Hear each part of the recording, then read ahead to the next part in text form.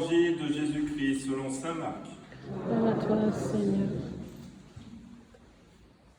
En ce temps-là, Jacques et Jean, les fils de Zébédée, s'approchent de Jésus et lui disent : « Maître, ce que nous allons te demander, nous voudrions que tu le fasses pour nous. » Il leur dit : « Que voulez-vous que je fasse pour vous ?» Ils lui répondirent : « Donne-nous de siéger l'un à ta droite et l'autre à ta gauche, dans ta gloire. » Jésus leur dit : « Vous ne savez pas ce que vous demandez.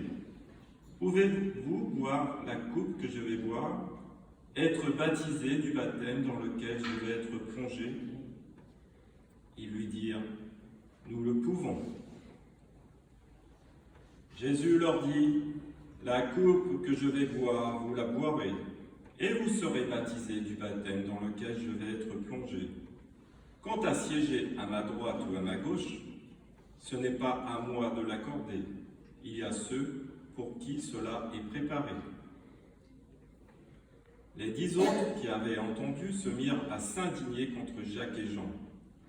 Jésus les appela et leur dit : « Vous le savez, ceux que l'on regarde comme des chefs des nations les commandent en maîtres. Les grands leur font sentir leur pouvoir. Parmi vous, il ne doit pas en être ainsi. Celui qui veut devenir grand parmi vous sera votre serviteur. Celui qui veut être parmi vous le premier sera l'esclave de tous.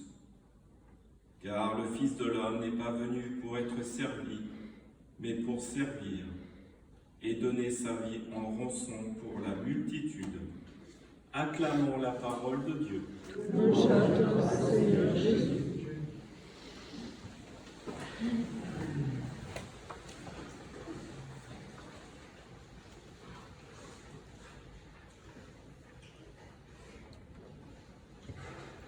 Frères et sœurs, Jésus se met en route pour Jérusalem. Au verset précédent, Jésus a annoncé une troisième et dernière fois sa passion. Pour les apôtres, il est inconcevable que le Messie puisse souffrir, que le Messie puisse mourir, que le Messie soit vaincu. Il est victorieux. À chaque annonce de la passion, les apôtres manifestent leur désapprobation. À la première annonce, Pierre prend Jésus à partie, lui reprochant ses paroles. À la deuxième annonce, toujours en saint Marc, les apôtres se disputent pour savoir qui est le plus grand d'entre tous. Et maintenant, Jacques et Jean, fils de Zébédée, s'approchent de Jésus pour lui demander de siéger l'un à sa droite et l'autre à sa gauche, comme font les Romains lorsqu'ils scellent les alliances politiques ou triumvirats. Jacques et Jean s'approchent de Jésus. Dans ce contexte, il n'est pas question de distance. On peut s'installer à la table de l'Eucharistie, comme aujourd'hui, ou faire l'adoration, tout en s'éloignant du cœur de Dieu. Donc les deux frères s'approchent de Jésus parce qu'ils sont attirés par son humanité, sa foi, sa liberté de penser, sa prière, son charisme, sa façon d'aimer, de servir et d'espérer. Les apôtres entendent l'annonce de la passion, qui parle de relèvement, mais ne veulent pas entendre parler de trahison, de rejet, de torture et de mort. Et Jésus répond, comme souvent dans les évangiles, en posant une question. « Que désirez-vous que je fasse pour vous ?» Cette question est fondamentale, en particulier dans le cadre de la prière. Quel est mon vœu le plus cher ? Est-ce que ce vœu me mène à la sainteté ? Est-il en accord avec le plan de Dieu sur ma vie ?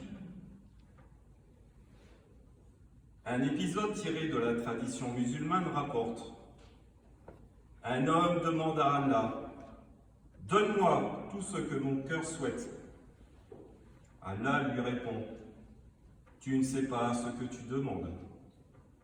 Aussi, afin de te révéler ton cœur, je t'accorde ton souhait.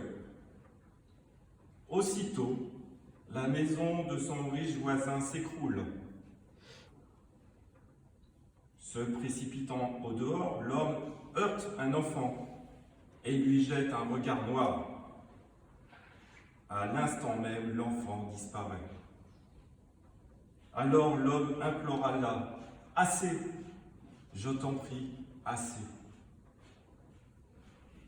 La demande de Jacques et Jean fait écho à la crucifixion de Jésus au Golgotha.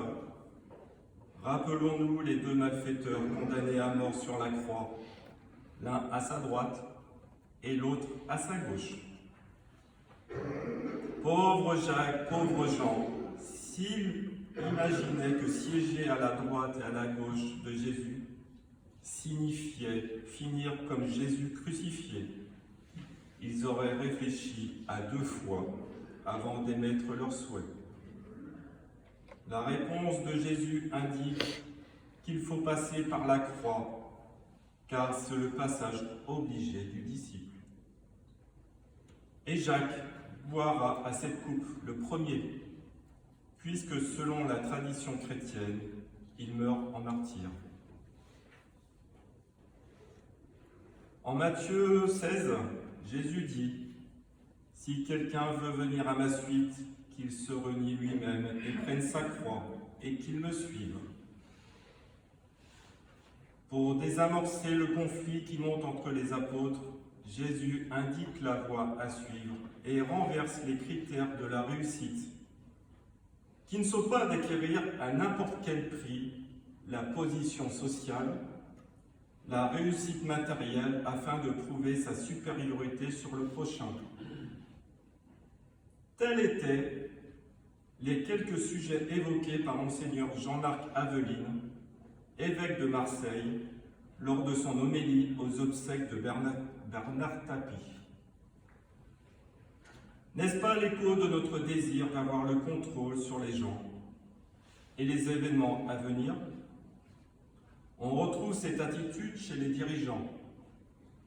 Autrement, comment expliquer les réformes constitutionnelles qui visent à les maintenir au pouvoir?